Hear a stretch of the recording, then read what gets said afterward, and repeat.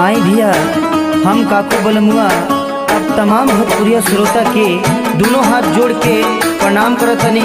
आई जौन हम गाना गईनी हटे ये कोनो व्यू पावे खातिर ना, बबुआ आयांश की जिंदगी खातिर गईनी है भैया। तो बबुआ आयांश के सपोर्ट करी लोग आ उनकर जिंदगी बचाई लोग ए भैया।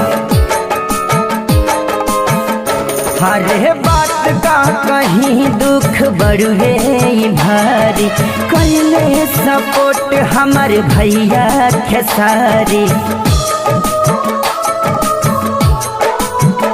हरे बात का कहीं दुख बड़ुए भारी कैले सपोर्ट हमार भैया खेसारी। भैया खेसारी हमार भैया खेसारी इहे रउआ लोग से तना प्रयास बाबे हो, इहे रउआ लोग से तना प्रयास बाबे हो।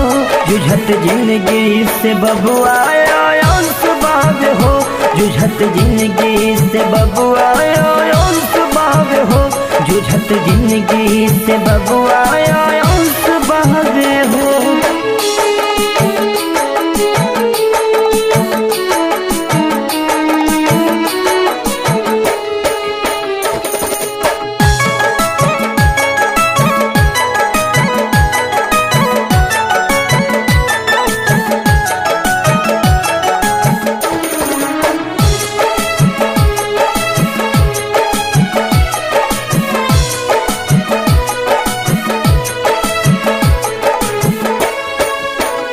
हरे नेता लोग दुखिया के बुझे न पीरा, ऐसन समय में खेसारी भइल हीरा।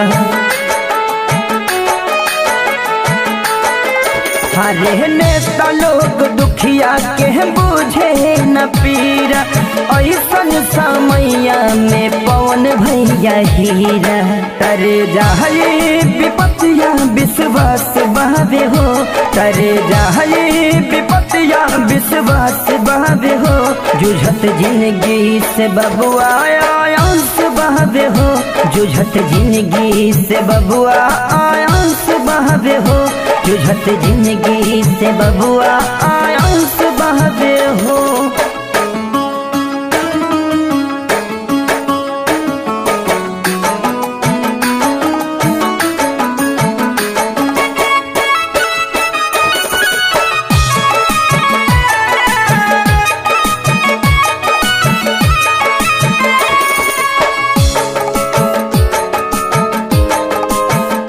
हरे बाप मैनी हो करे हथवा दोनों जोड़ के, महंगा इलाज भइल 16 करोड़ के।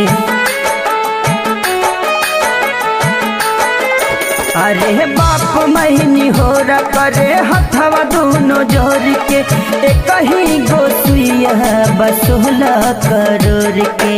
लागल दिलवा में काकू के आस बाबे हो, लागल दिलवा में विकस के आस बाबे हो।